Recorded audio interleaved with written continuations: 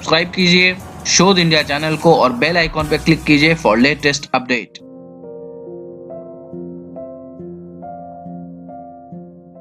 नमस्कार मित्रों, एक बार आपका पुनः स्वागत है मेरे इस YouTube चैनल शोध इंडिया में, जहां पर हम चर्चा करते हैं अलग अलग विषयों पर। सनातन धर्म से संबंधित आपकी शंकाओं को दूर करने का हम यहां पर प्रयास करते हैं।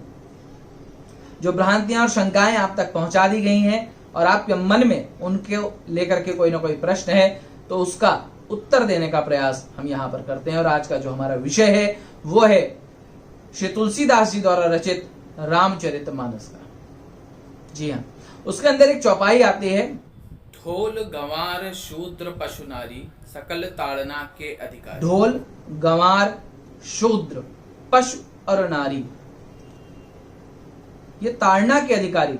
ऐसा कैसा बोल दिया तुलसीदास जी ने? अब पहले हम बात करेंगे इसके कुअर्थ की, जो आप तक पहुंचाया गया।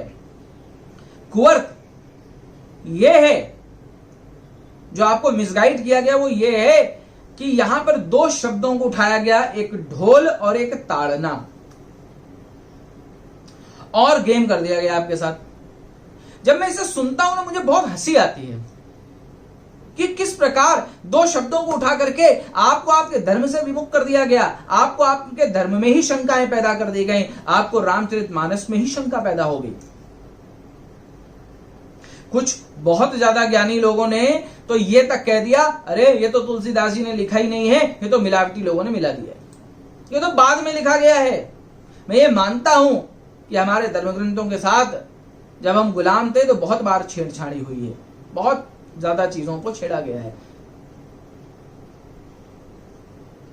तो इसका अर्थ जो रामचरितमानस जो है गीता प्रेस गोरखपुर की, उसमें यह मिलता है कि तुलसीदास जी लिखते हैं कि सब ज्ञान के अधिकारी हैं, इनको ज्ञान होना चाहिए। नारी है वो एजुकेटेड होनी चाहिए, पढ़ी लिखी होनी चाहिए।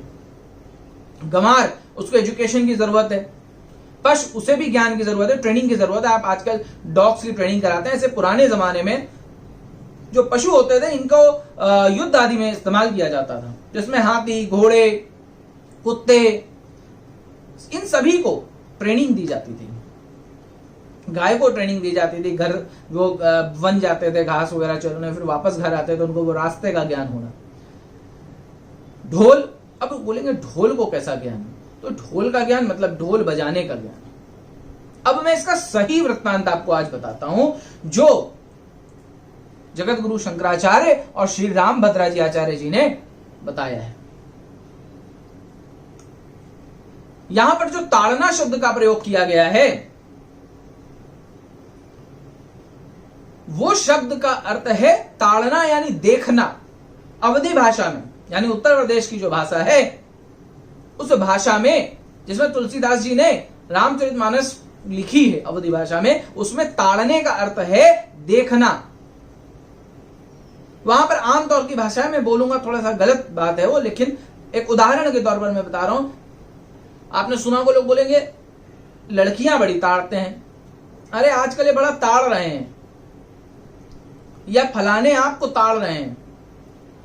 कहेंगे जब पड़ोसी को ताड़े रही ना, ये कूड़ा हमारे दरवाजे फेंक जाता है रोज। तो इस तरीके की बातें आपने सुनी होंगी। तो ताड़ने का अर्थ है ध्यान रखना। अब मैं इसका एक एक करके उदाहरण, आपको एक एक करके सही चीज आप तक पहुंचाता हूं।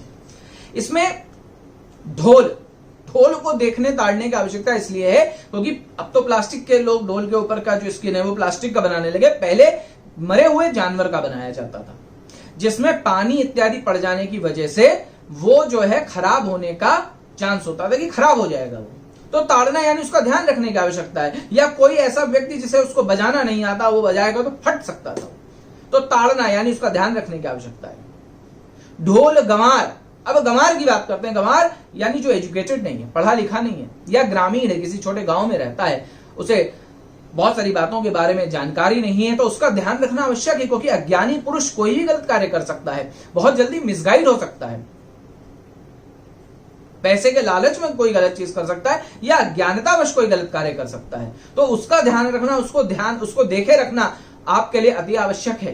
यदि कोई ऐसा नौकर इत्यादि आपके घर में है जो अज्ञानी है, पढ़ा लिखा नहीं, एजुकेटेड नहीं है, अगर आप उसे कोई काम देंगे और नहीं सही से समझाएंगे, नहीं बताएंगे, उसका ध्यान नहीं रखेंगे तो गलती कर सकता है। हो सकता है गैस खुली छोड़ दे, घर में आग लग जाए। तो अज्ञानी व्यक्ति का भी ध्यान रखने की आवश्यकता है। ढोल गंवार शूद्र। अब शूद्र की मैं बात करूं तो मैंने अपने पिछले वीडियो में बताया था कि शूद्र जो वर्ण व्यवस्था थी भगवान राम के जमाने में और पहले के जो युगों में जो वर्ण व्यवस्था थी उसमें शूद्र सबसे अमीर और सक्षम व्यक्ति हुआ करते थे। इसको अगर मैं आज की लैंग्वेज में आपको बताऊं तो वो मैन्युफैक्चरर्स होते थे, मैन्युफैक्चरिंग करते थे, हर चीज वही बनाते थे। सिलाई कढ़ाई बुनाई से लेकर के कपड़ा बनाने से लेकर जूते बनाने से लेकर के बैलगाड़ियां बनाने से लेकर के एवरीथिंग सब कुछ शूद्र बनाते थे। और बनाने के बाद वो वैश्य को देते थे, वैश्य उसे बाजार में बेचता था। वैश्य इज लाइक अंबानीज। अभी आजकल बनाने और बेचने वाला एक हो गया, सिस्टम चेंज हो गए हैं बहुत सारे। पहले वो मैन्युफैक्चरर था, वो मैन्युफैक्चरिंग करता था, ये होलसेलर्स थे, सेलर्स थे, ये आगे सेल करते थे रिटेलर को, ये एक सिस्टम था।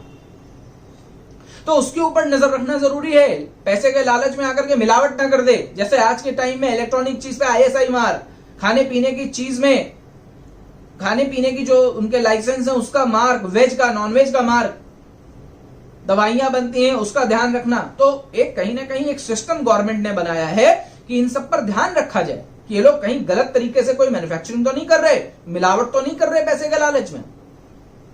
तो यहां पर शूद्र का ध्यान रखने की आवश्यकता होती थी इन चीजों पर। दूसरे वो धनाढ्य थे, पैसे वाले थे, तो कोई चोर लुटेरा उन्हें हानि ना पहुंचा सके, इस वजह से भी उनका ध्यान रखने की आवश्यकता थी। तो ढोल गंवार शूद्र पशु और नारी। पशु जानवर, जानवर आज भी हमारे लिए बहुत उपयोगी और प्यारा है और हम उसका ध्यान रखते हैं। और उस युग में, उस जमाने में पशुओं का तो बहुत प्रयोग था। क्या था? लोग युद्ध में पशुओं को ले जाते थे, उनकी ट्रेनिंग, उनका ध्यान रखना जरूरी होता था। आपने सुना होगा महाराणा प्रताप का घोड़ा कितना वीर था। तो लोग उनके पशुओं को चुराने का प्रयास करते थे, जो शत्रु होते थे उनके पशुओं को चुराने का प्रयास करते थे। जंगली जानवरों से गाय बकरी इत्यादि जानवरों को खतरा होता था। तो पशुओं का ध्यान रखना, उनको ताड़े रखना, ध्यान रखना, नजर रखना ये जरूरी था। नारी के लिए बहुत अच्छा उदाहरण मैं आपको देता हूं। भगवान श्री राम जब हिरण का वध करने के लिए गए और लक्ष्मण जी वहां पर सीता जी की सुरक्षा में मौजूद थे, तो सीता जी ने जब भगवान राम की चीख सुनी तो उन्हें जबरदस्ती वहां पर भेज दिया। उन्हें बहुत कुछ कहा सुना सीता जी ने कि जाओ, तुम कैसे भी जाओ। और लक्ष्मण जी वहां लक्ष्मण रेखा खींच करके चले गए, स्वयं नहीं थे। और कितनी बड़ी घटना घटित हो गई। नो डाउट वो घटना भगवान राम ने या भगवान श्री हरि विष्णु ने एक प्लानिंग थी रावण को मारने के लिए, राक्षसों का अंत करने के लिए। लेकिन आप देखिए सुरक्षा में चूक हुई तो नारी के साथ गलत हुआ। तो नारी की सुरक्षा की जिम्मेदारी हमारी है, उस पर उसका ध्यान रखने की, उसकी आवश्यकताओं को पूरा करने की, उसकी जो भी चीजें हैं उसका सारी जिम्मेदारी हमारे ऊपर है। उसको ज्ञान देने की, उसको एजुकेट करने की, गलत लोगों की नजरों से बचाने की ये जिम्मेदारी हमारे ऊपर है। तो हम क्या करेंगे? हम ध्यान रखेंगे, उसका नजर रखेंगे उसके ऊपर। तो इस प्रकार तुलसीदास जी ने इतना प्यारा व्याख्यान यहां पर किया है, जैसे कुछ दुष्ट लोगों ने आपको धर्म से विमुख होने के लिए कितने आसानी से आपको इधर से उधर घुमा दिया। क्यों? क्योंकि रामचरितमानस इतना गहरा है, इतना गहन है कि अगर आप उसे 100 बार पढ़ेंगे तो 100 प्रकार के आपको सुंदर अर्थ प्राप्त होंगे। लेकिन अगर आप उससे गलत अर्थ निकालना चाहेंगे तो गलत अर्थ भी निकलेंगे। लेकिन तुलसीदास जी ने गलत अर्थ नहीं लिखा है। हमारे जीवन में एक मार्गदर्शक का काम करती है रामचरितमानस। यदि आप भगवान श्री राम के चरित्र को उसमें पढ़ेंगे, तुलसीदास जी ने जो बातें, जो ज्ञान लिखा है जीवन जीने का, यदि आप उसे अपने जीवन में उतारेंगे तो आपका जीवन इतना सुंदर हो जाएगा कि आप सोच नहीं सकते। तो यदि आपको मेरी इस बात में कुछ दम लगी हो, सच्चाई लगी हो और ये वीडियो अच्छा लगा हो तो इस वीडियो को जरूर लाइक करें और मेरे चैनल को सब्सक्राइब करें। मैं ऐसे ही वीडियोस लेकर के आपके सामने आता रहूंगा और कोशिश करूंगा कि आपकी आंखों पर जो पर्दा पड़ा हुआ है उसे खोलने का प्रयास कर सकूं। तो इसी के साथ आप मुझे विदा दीजिए। नमस्कार।